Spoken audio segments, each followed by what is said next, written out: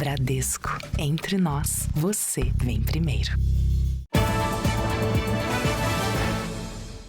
Olá, boa noite. Boa noite. Os agentes da Polícia Rodoviária Federal já começaram a ser treinados para receber as novas armas de choque que serão usadas nas rodovias brasileiras. O armamento será usado principalmente para tentar conter fugitivos e deve reduzir a letalidade das abordagens. Nas abordagens em rodovias federais, um detalhe chama a atenção. Essa pistola, ao centro do colete, é o que há de mais moderno no mundo. As armas de choque já fazem parte do armamento da Polícia Rodoviária Federal desde 2007. O novo equipamento vai ajudar o policiamento dos mais de 75 mil quilômetros de estradas pelo Brasil. As armas antigas permitiam somente um disparo. Agora tem capacidade para 10 munições, com alcance de quase 14 metros. 2 acertos são necessários para o choque. Ele vai ser utilizado naqueles indivíduos em que ele está sendo resistente às ordens legais emanadas pelo policial ou ele está agressivo. O Paraná e o Distrito Federal foram os primeiros a adotarem as novas armas de choque. Agora, policiais rodoviários de todo o país já têm acesso à tecnologia. Em São Paulo, as armas são usadas desde setembro. 80% dos agentes já foram treinados. Nesse período, o uso do taser foi necessário apenas uma vez. O choque é menos letal. A potência da arma é de 1000 volts, mas tem amperagem mínima, que determina a intensidade da descarga elétrica. A pessoa é paralisada temporariamente pelo tanto de descarga elétrica que o equipamento vai fazer, que aqui são 5 segundos. A tecnologia garante mais segurança e, ao reduzir o uso de armas de fogo, preserva vidas. Polícia e Receita Federal fazem a maior apreensão de cocaína em aeroportos do país. Estados Unidos vão intensificar as ações militares na América Latina. Flávio Bolsonaro anuncia que foi escolhido pelo pai para disputar a presidência. Censo aponta mais de 12 mil favelas, com 16 milhões de moradores no país. Na Copa do Mundo de 2026, Brasil cai no grupo com Marrocos, Haiti e Escócia. E os comentaristas da Record analisam os desafios da seleção na busca pelo Hexa.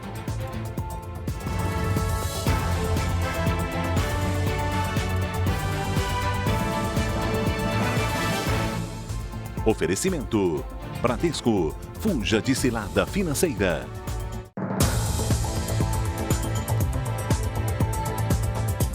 Um estudo divulgado hoje pelo IBGE revela como os moradores das favelas vivem sem acesso à infraestrutura básica, como saneamento ou pavimentação nas ruas.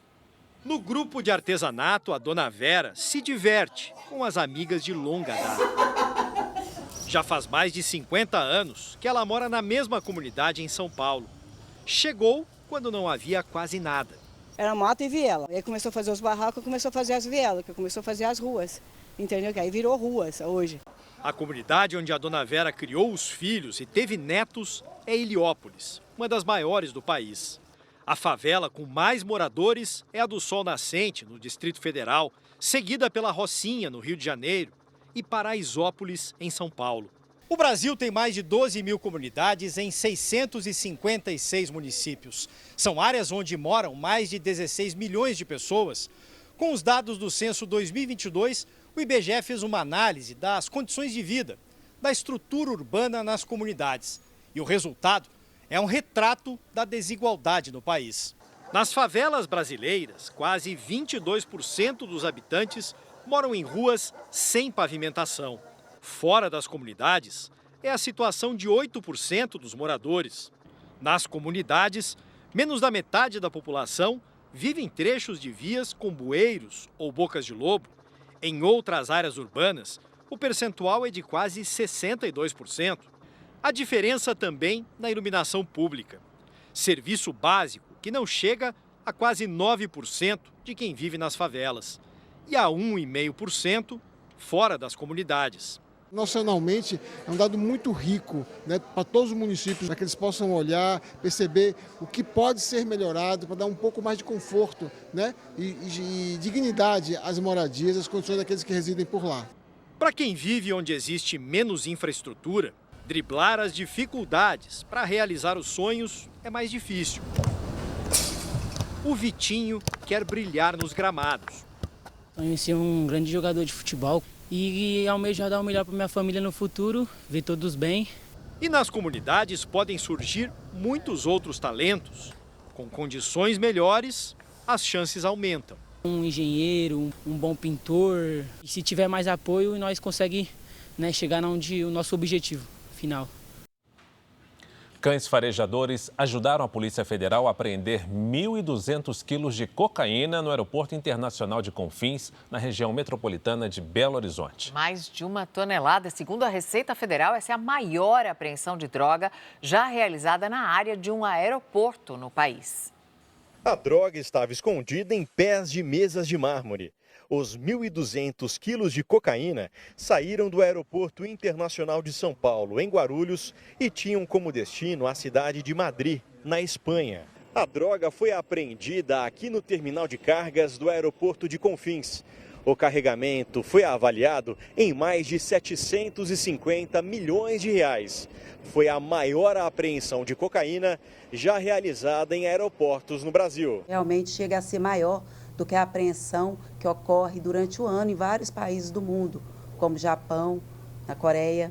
As autoridades já identificaram as empresas envolvidas na exportação da mercadoria, mas até o momento ninguém foi preso. A droga se apresenta com altíssimo grau de pureza e após o teste definitivo teremos aí o teor exato dessa droga que estava sendo exportada.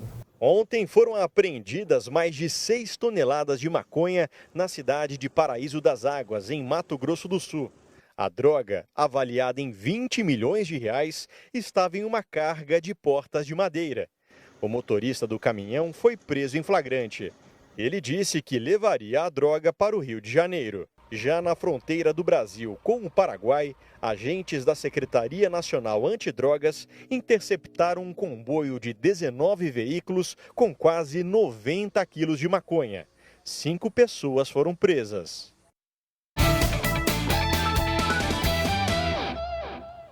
Foram sorteados em Washington os adversários da seleção brasileira na primeira fase da Copa do Mundo, que será disputada ano que vem nos Estados Unidos, Canadá e México. O Brasil vai enfrentar Marrocos, Haiti e Escócia. Pedro Ramiro com a gente. Boa noite, Pedro. O que você achou desse sorteio? Olha, não é um grupo fácil, mas nada impossível. Boa noite, Mariana. Boa noite, Fara. Boa noite a você que nos acompanha. A seleção caiu no grupo C e logo de cara vai jogar contra o perigoso time do Marrocos, semifinalista da última Copa. O Brasil vai disputar os 3 jogos da primeira fase em cidades americanas. O evento no Kennedy Center, em Washington, reuniu os líderes dos 3 países sedes da Copa, o primeiro-ministro do Canadá, Mark Carney, a presidente do México, Claudia Sheinbaum, e o presidente americano, Donald Trump, que recebeu de Gianni Infantino o primeiro prêmio da paz da FIFA. Trump era um dos mais descontraídos do evento. Chegou a ensaiar uma dancinha na apresentação do grupo Village People.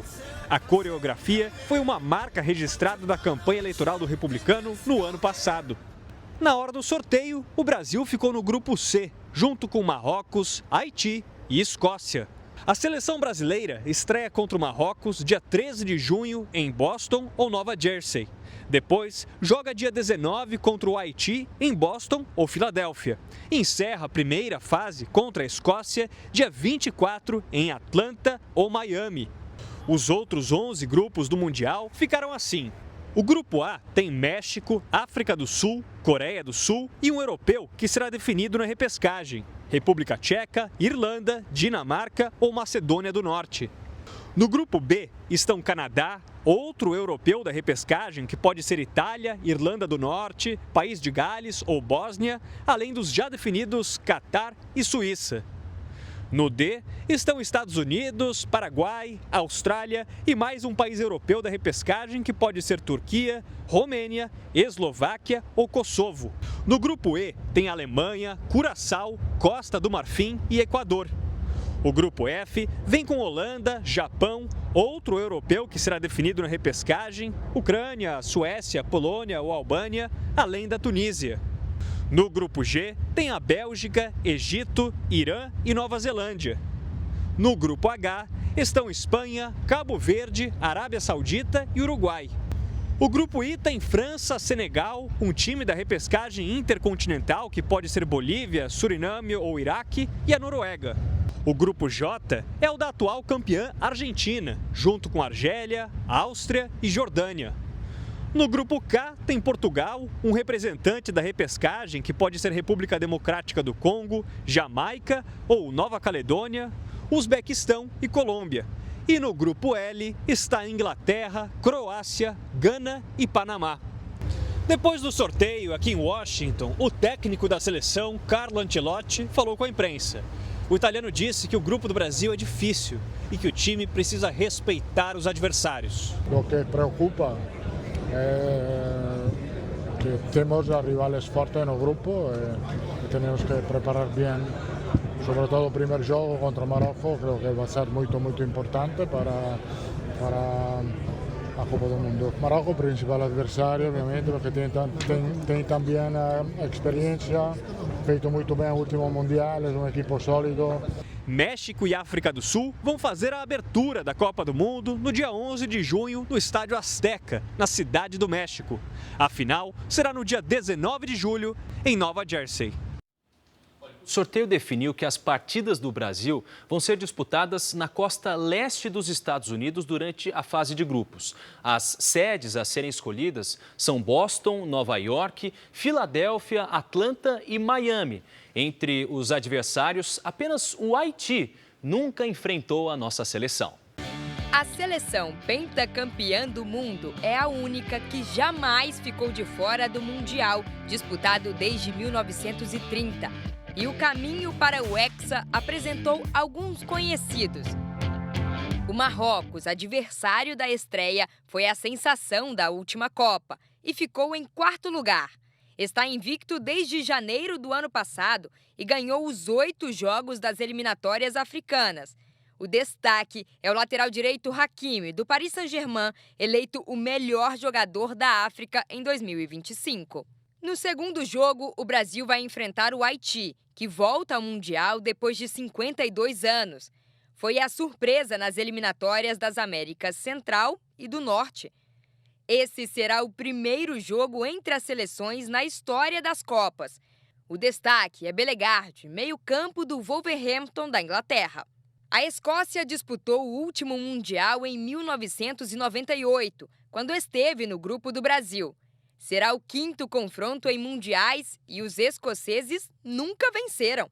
O volante Scott McTominay, campeão nacional pelo Napoli, da Itália, é o destaque da equipe. É um grupo enfrentável, é um grupo em que o Brasil tem total chance de passar para a próxima fase.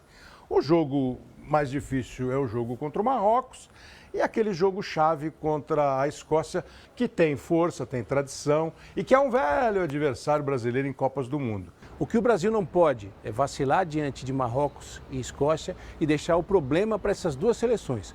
Como o Brasil faz isso? Ganhando dos dois. Aí ele deixa a segunda vaga no grupo para escoceses ou marroquinos. Se passar da primeira fase, a seleção brasileira terá os adversários do grupo F pelo caminho: Holanda, Japão, Tunísia e o vencedor da repescagem europeia.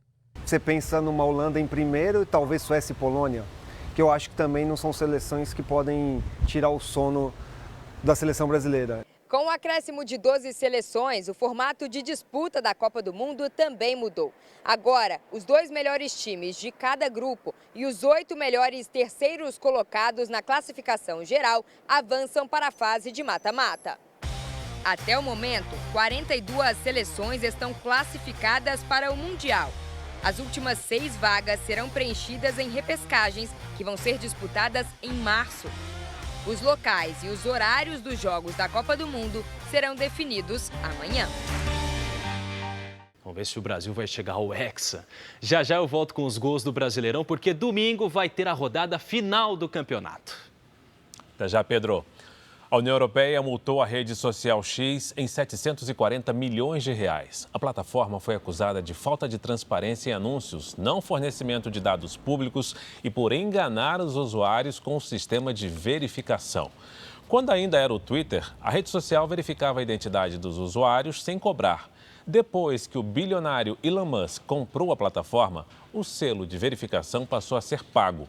O secretário de Estado americano, Marco Rubio, disse que a multa é um ataque contra o povo americano. O X não comentou. Um brasileiro, professor de Direito na Faculdade de Harvard, foi preso pela imigração dos Estados Unidos. Carlos Portugal Gouveia, professor associado da Faculdade de Direito da Universidade de São Paulo, atuava como professor visitante em Harvard. Segundo o Departamento de Segurança Interna americana, ele disparou uma arma de chumbinho perto de uma sinagoga em Massachusetts em outubro deste ano.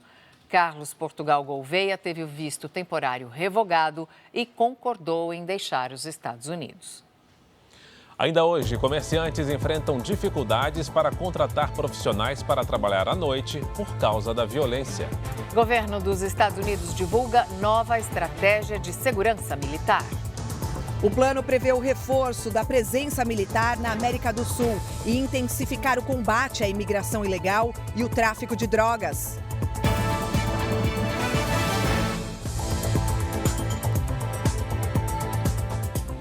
O governo dos Estados Unidos divulgou hoje a nova estratégia de segurança nacional. O país vai aumentar a presença militar na América Latina para combater o tráfico de drogas. De acordo com a nova diretriz, os Estados Unidos vão reconsiderar a presença militar global e enviar tropas para a América Latina. A medida tem o objetivo de lidar com ameaças urgentes.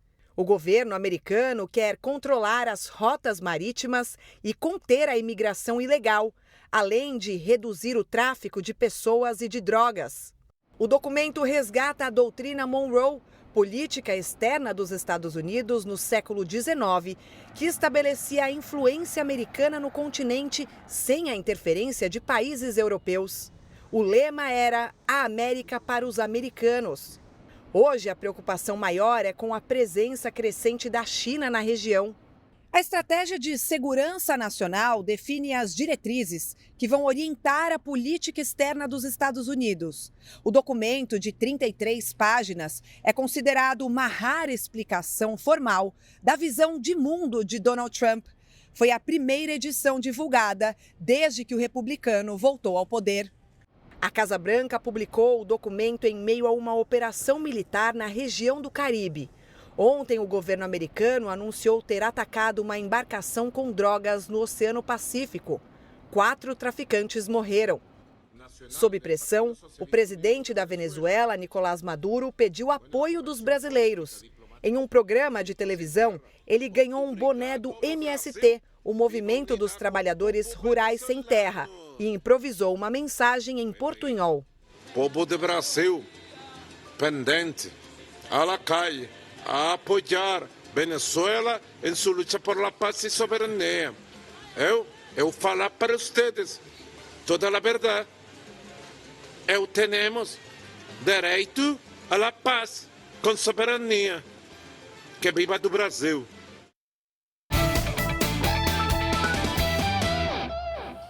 E agora nós vamos falar sobre o Brasileirão. Pedro Ramiro, Cruzeiro e Botafogo empataram no fechamento da penúltima rodada. Pois é, foi emoção até o fim, né? O time mineiro ganhava até os 48 minutos do segundo tempo, mas sofreu o empate. O resultado garantiu o vice-campeonato para o Palmeiras. O Cruzeiro abriu 2-0 com gols de Christian e Matheus Pereira.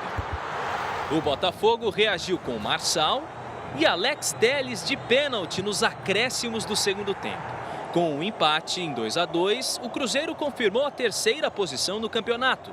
Na última rodada, o Botafogo ainda sonha com a vaga direta na fase de grupos da Libertadores. O Brasileirão vai terminar domingo e a Record vai transmitir Ceará e Palmeiras a partir das 3h30 da tarde. O jogo vai valer muito para o Ceará, que corre risco de rebaixamento. A cobertura completa dessa partida e da rodada final do campeonato você também acompanha no R7 e no Record Plus. Mariana, Fara. Obrigada, Pedro. Veja a seguir, Flávio Bolsonaro anuncia que foi escolhido pelo pai para disputar a presidência da República. E também, mulher que foi atropelada e arrastada em São Paulo é transferida de hospital. Segundo a família, a Tainara Souza apresentou melhoras e já reage a estímulos.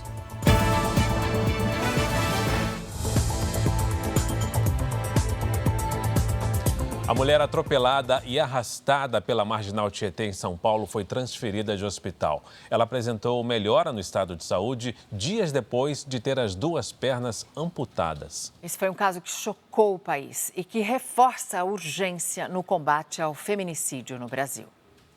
A família confirmou que Tainara Souza foi transferida de hospital e já reage a estímulos.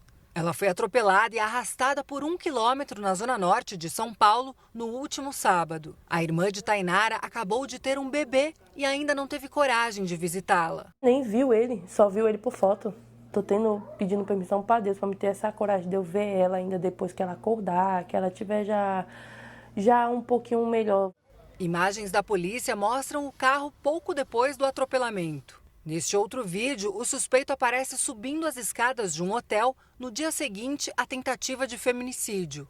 8 minutos depois, os policiais chegam ao corredor e prendem Douglas da Silva. Doutor, tentou reagir aqui, tá baleado no braço. O advogado da família diz que Douglas, no depoimento à polícia, tentou fugir do crime de feminicídio. Ele disse que não conhecia Tainara, mas para o advogado, o rapaz contou que atropelou a jovem por ciúmes. Ele teve um relacionamento com a Tainara e naquele momento ele teve uma crise de ciúmes porque ela estava conversando com uma outra pessoa. Isso claramente já é uma estratégia jurídica para fugir do crime de feminicídio. Entre janeiro e outubro de 2024, foram registrados 194 feminicídios no estado de São Paulo. Neste ano, no mesmo período, são 207 casos. No Brasil, 4 mulheres são mortas por dia. Segundo esta delegada especializada em defesa da mulher, é possível identificar nos agressores padrões de comportamento. Ele com certeza vai chegar com muita frequência, relatando relacionamentos anteriores, sempre se colocando na condição de vítima, costuma falar com frequência de que as extraíram, aquele controle disfarçado de ciúmes. Ela ainda faz um alerta, é preciso denunciar os casos de violência. Se nós não damos atenção a esse tipo de situação, se nós continuamos nos omitindo quando vemos alguém sendo agredido na rua, uma vizinha apanhando, nós somos parte do problema também. Um homem morreu atingido pela hélice de uma lancha em Porto Alegre. Ele passeava com os amigos quando caiu na água.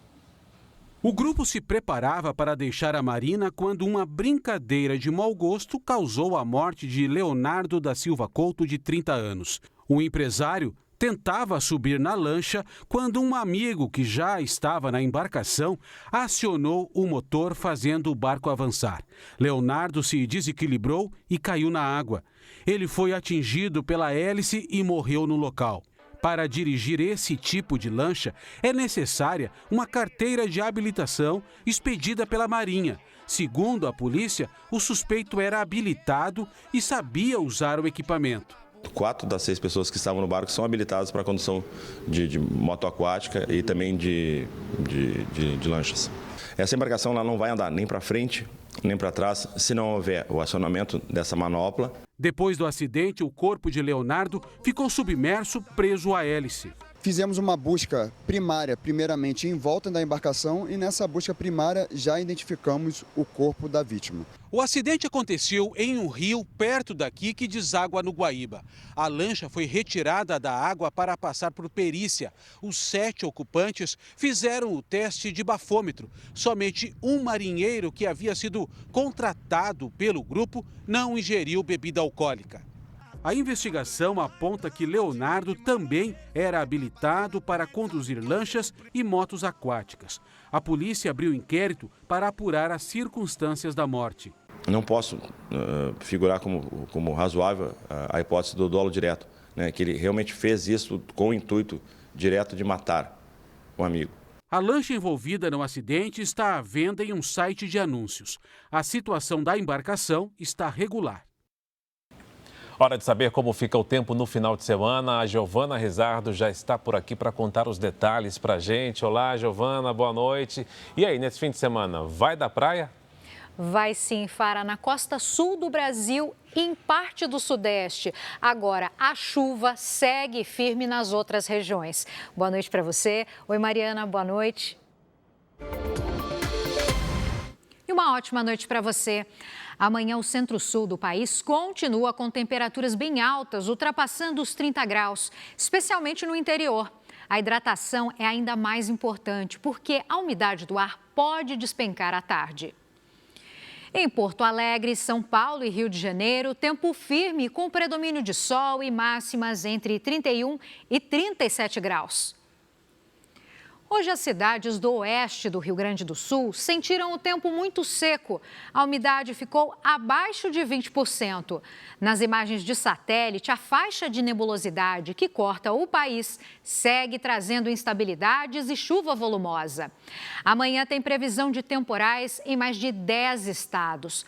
Agora, uma massa de ar frio sobre o oceano também favorece o tempo firme e mais fresquinho na madrugada e manhã de sábado em áreas do sul e do sudeste. Amanhã em Florianópolis faz 28 graus, em Vitória 31, 25 em Brasília, 32 em Manaus e até 30 graus no Recife. Hora do Tempo Delivery. A Valentina está de olho na previsão do tempo em Almirante Tamandaré, Paraná. Boa noite, Valentina. Fim de semana com sol e máximas entre 25 e 28 graus. Segunda-feira nublada, com garoa na madrugada e tarde de 24. O José é de Tarumã, interior de São Paulo. Boa noite, José. Fim de semana com predomínio de sol e à tarde os termômetros marcam 34 graus. Na segunda-feira, tempo fechado, com chuva forte pela manhã.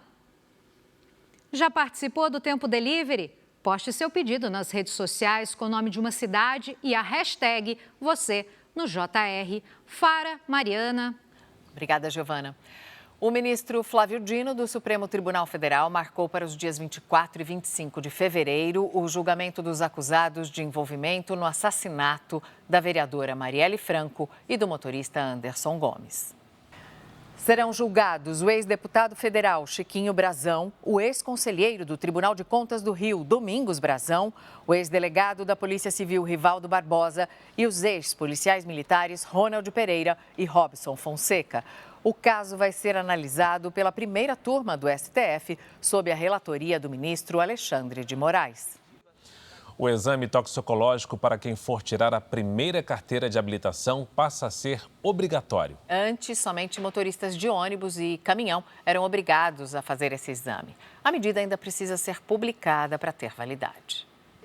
O Eduardo é motorista de caminhão há 45 anos. Desde 2016, ele precisa fazer um exame toxicológico para renovar a carteira de habilitação. Insisto que tem de ser para todas as categorias, desde da A até a categoria E. Atualmente, essa exigência é válida para motoristas de veículos maiores, como ônibus e caminhão, mas também vai passar a valer para quem tirar a CNH pela primeira vez nas categorias A para pilotar motos e B para dirigir carros de passeio. Isso porque o Congresso derrubou ontem um veto do governo que dispensava o teste. Com a mudança, o exame toxicológico vai ser feito em laboratórios credenciados pela Secretaria Nacional de Trânsito. Serão coletadas amostras de cabelo, pele e unha, que armazenam substâncias químicas por até 90 dias. O exame permite detectar o uso crônico de maconha, cocaína, anfetaminas e opioides. Se a presença dessas substâncias for detectada, é possível repetir o exame depois de 3 meses. O valor do teste pode variar entre R$ 100 e R$ 160, dependendo da região. A exigência do exame toxicológico para novos motoristas foi decidida na mesma semana em que o governo anunciou a redução dos custos para dar entrada na CNH. Segundo o Ministério dos Transportes, cerca de 30 milhões de brasileiros dirigem sem carteira no país e o alto custo para tirar o documento é apontado como principal motivo. Nas estradas federais, a infração foi a 10ª mais cometida em 2024, segundo a Polícia Rodoviária Federal. O Banco Central lançou nesta semana uma ferramenta de prevenção a fraudes, um novo serviço que permite que pessoas físicas e jurídicas impeçam a abertura de contas ou a inclusão como titulares em contas de terceiros. Patrícia Laje está com a gente. O Banco Central já tem o registrato, né, Patrícia, que a gente usava para descobrir se alguém tinha usado nossos dados. Agora tem mais essa camada extra de proteção para o cliente. Boa noite. Isso mesmo, Mariana. Boa noite a você, boa noite, Fara. Boa noite a você que nos acompanha. O objetivo é reduzir as fraudes por uso indevido de identidade. O BC Protege Mais é gratuito e permite que o correntista habilite 2 funções de proteção de uma só vez. Uma para impedir a abertura de novas contas no seu nome e também a inclusão como titular ou representante em contas de terceiros. E isso vale para pessoas físicas e também para empresas. O serviço já está disponível e, de acordo com o Banco Central, em apenas 3 dias já bloqueou mais de 3.100 tentativas de abertura de contas fraudulentas e quase 194 mil pessoas ativaram a proteção. Agora, Patrícia, isso funciona para qualquer tipo de conta em qualquer banco? Isso mesmo, Fara, inclusive no banco onde a pessoa já possui conta. Ao ativar o serviço, o correntista bloqueia todas as tentativas de abertura de novas contas, sejam corrente, poupança ou conta de pagamentos, aquelas contas pré-pagas. E atenção, a ativação da função não altera e nem cancela as contas existentes. E como fazer essa ativação, já que ela não é automática? A gente vai dar um passo a passo bem simples, Mariana. O processo é todo online, então sempre, como a gente diz aqui, tenha cuidado de não clicar em links recebidos. Você vai no navegador do seu computador e vai digitar o endereço bcb.gov.br/meubc. Em seguida, vai fazer o login com a sua conta do gov.br, que precisa ter nível prata ou ouro. Depois é só marcar a caixa de ativação de proteção para o CPF ou para o CNPJ. E caso o correntista queira de fato abrir uma nova conta, o serviço pode ser desativado, a conta é aberta e reativado em seguida, mantendo a proteção. Mariana, Fara. Obrigado, Patrícia. Veja a seguir, em Mato Grosso do Sul, o projeto de restauração tenta reduzir os impactos ambientais do rio Taquari, que abastece o Pantanal. E também, como o comércio aquecido para as festas de fim de ano, o Rio de Janeiro faz a maior apreensão de produtos falsificados do estado. Fiscais do Procon e policiais encontraram mais de 14 toneladas de mercadorias irregulares em um só endereço.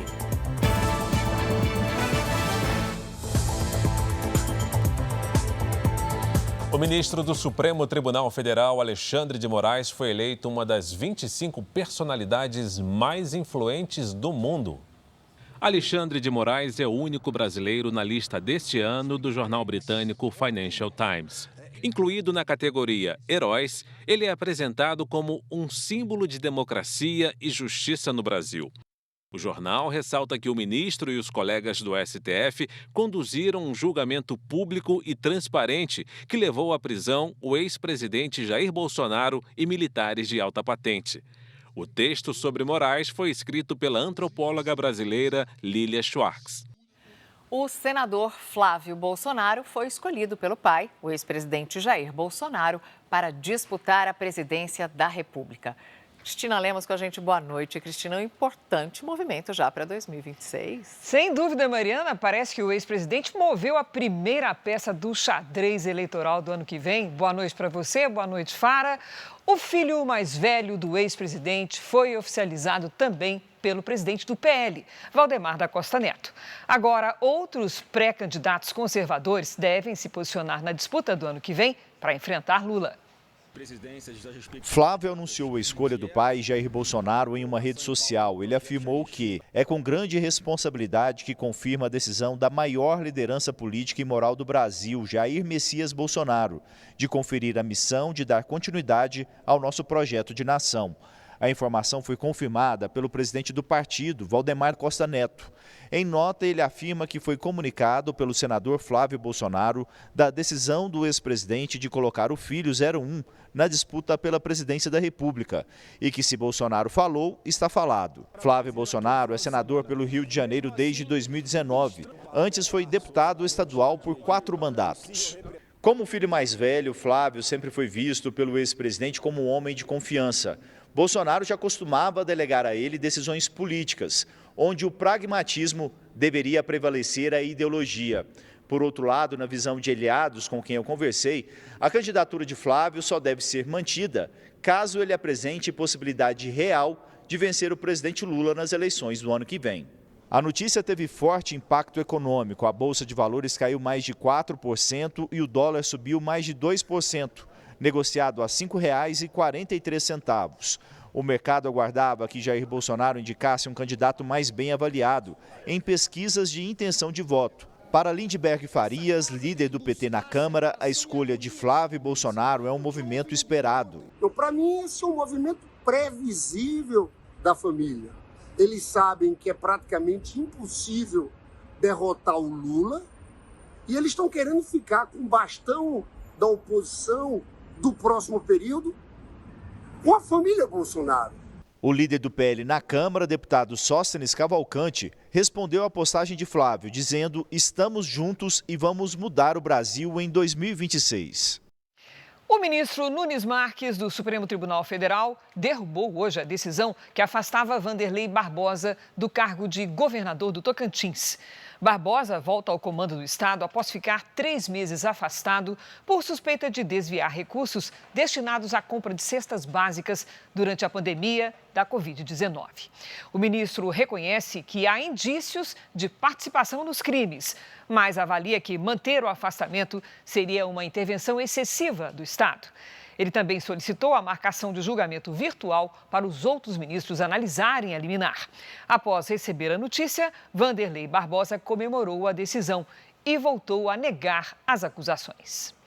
O Supremo Tribunal Federal decidiu que trabalhadores podem rejeitar o desconto automático da contribuição social sindical pela internet. Antes, o trabalhador contrário à taxa era obrigado a ir pessoalmente ao sindicato para conseguir cancelar o desconto. O trabalhador que não quiser pagar a contribuição assistencial ao sindicato da categoria, no valor correspondente a um dia de trabalho, vai poder fazer a opção pela internet, sempre que a própria entidade oferecer filiação online. A decisão do Supremo Tribunal Federal elimina a necessidade de entrega presencial de cartas contrárias ao desconto, o que gerava longas filas e horas de espera desde 2023, quando o tribunal restabeleceu o direito de oposição ao pagamento. Segundo dados do Ministério do Trabalho, desde 2017, os valores de arrecadação dos sindicatos registraram forte queda. Naquele ano, as entidades recolheram 1 bilhão e 500 milhões de reais. Em 2018, quando o desconto deixou de ser obrigatório com a reforma trabalhista, o valor caiu para 135 milhões de reais. No ano passado, foram arrecadados 13 milhões de reais. Os ministros também limitaram a forma de cobrança da contribuição assistencial e proibiram interferências externas de sindicatos ou empresas na escolha do trabalhador pela rejeição do pagamento. Também ficou decidido que a taxa deve ser proporcional à capacidade econômica de cada categoria. A contribuição assistencial pode ser cobrada de todos os trabalhadores, sindicalizados ou não, desde que garantido o direito de oposição. Ela serviria para financiar negociações coletivas e normalmente é descontada em março. O STF também proibiu qualquer cobrança retroativa entre 2017 e 2023, quando a taxa deixou de ser obrigatória. Mariana, Fara. Obrigado, Cris. Uma operação conjunta do PROCON e das polícias civil e militar apreendeu mais de 14 toneladas de produtos falsificados no Rio de Janeiro. Na vitrine, o consumidor era atraído por promoções com itens parecidos com os de marcas famosas. À venda, camisas de times, calçados e perfumes. Mas, segundo as investigações, a loja em Rio das Ostras, no litoral norte do Rio, era uma fachada para uma fábrica clandestina de produtos falsificados que funcionava no segundo andar do prédio e no imóvel vizinho. Mais de 14 toneladas de peças foram apreendidas. Foi a maior apreensão de itens falsificados realizada de uma só vez no estado. Uma vez que compra o produto pirata, no final você está, de uma certa forma, financiando o crime, o que é muito ruim. Mas a maioria das vezes o consumidor ele compra enganado. O endereço foi descoberto após uma denúncia anônima. O responsável pelo local foi levado à delegacia para prestar esclarecimentos. Na última terça-feira, os agentes já tinham apreendido quase 12 toneladas de vestuário falsificado nesta loja, na zona sudoeste da capital. Com o aumento das vendas no comércio por causa das festas de fim de ano, o Procon do Rio anunciou que vai intensificar as operações para impedir a circulação de produtos falsificados e contrabandeados. Em todo o país, os prejuízos causados por esse tipo de crime cresceram 27% em um ano. O levantamento da Associação Brasileira de Combate à Falsificação mostra que o estado de São Paulo é hoje o principal mercado consumidor de produtos piratas, seguido por Paraná, Rio Grande do Sul e Rio de Janeiro. As perdas para a indústria e para os cofres públicos já ultrapassaram 470 bilhões de reais. Não é só o Rio de Janeiro, são outros estados que deixam de obter esse repasse, que seria benéfico para ele na educação ou na saúde, porque uma vez que o país não recebe, ele não faz o repasse. A violência faz os comerciantes em São Paulo enfrentarem um novo desafio: a falta de profissionais que aceitem trabalhar no período noturno. Os assaltos se multiplicaram e a madrugada é a mais perigosa, principalmente nas farmácias. De dia, tudo parece normal. Clientes, movimento, portas abertas. Quando anoitece, o medo assume o balcão. Entre janeiro e outubro deste ano, o estado de São Paulo registrou quase 20 mil roubos e furtos em estabelecimentos comerciais.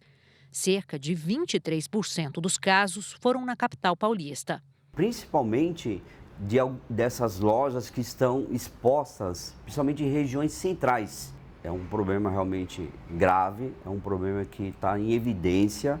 Quadrilhas especializadas em roubo e revenda de medicamentos de alto custo, como as canetas emagrecedoras, têm espalhado pânico entre funcionários que trabalham à noite. Criminosos armados invadem as lojas e agem com violência. 11% das ocorrências no comércio acontecem nas farmácias. Foram mais de 2.100 casos no estado, 583 na cidade de São Paulo. A insegurança mudou a rotina nas farmácias. Nesta, que fica na região central da cidade, as portas passaram a ser fechadas 2 horas mais cedo. Contratar para o período noturno ficou mais difícil. Para muitos funcionários, o risco dos assaltos e o medo de não voltar para casa pesam mais do que a necessidade do emprego. A gerente conta que os funcionários do período da noite pedem para trocar de turno. Mesmo querendo algum funcionário trocar de turno, a gente não consegue, porque todos os que estão querem para de manhã, os que querem entrar de manhã, então fica um pouquinho mais complicado. O Conselho Regional de Farmácia busca soluções para a falta de segurança junto a entidades e ao poder público. Alerta também que comprar medicamentos fora das farmácias estimula roubos e coloca a saúde em risco. Na internet, como a gente fala, nunca você sabe de onde está vindo esse medicamento. E realmente pode ser origem de roubo e, por isso, é muito arriscado para a sociedade. Em Mato Grosso do Sul, o rio Taquari, que abastece boa parte do Pantanal, vem sendo coberto por areia e isso vem acontecendo já há décadas. Mas aí agora um projeto de restauração tenta reduzir os impactos de um dos maiores desastres ambientais do país. Um rio de lama que atravessa Cerrado e Pantanal. Assim é o leito do Taquari, que nasce em Mato Grosso, atravessa o Mato Grosso do Sul e deságua no Rio Paraguai. As erosões que rasgam o solo, chamadas de vossorocas, podem avançar até 10 km por ano, dependendo do volume de chuva na região.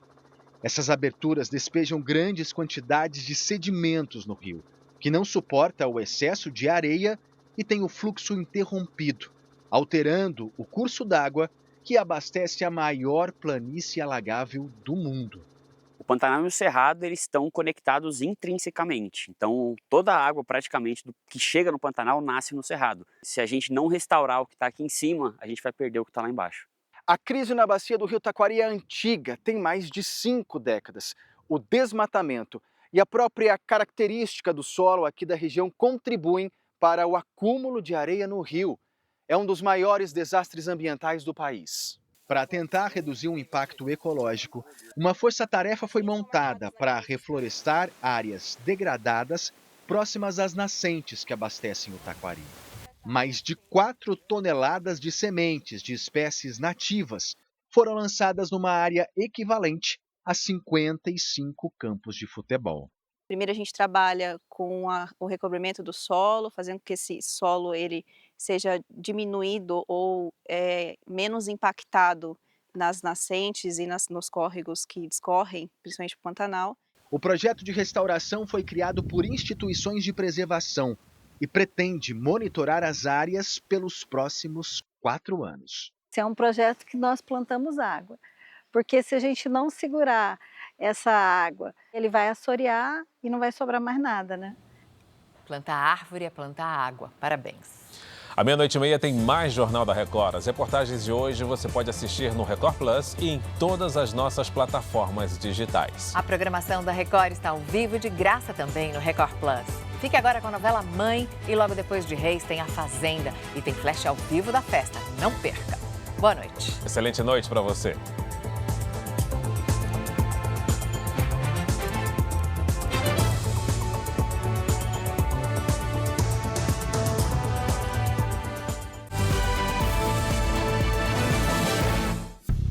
Bradesco. Entre nós, você vem primeiro.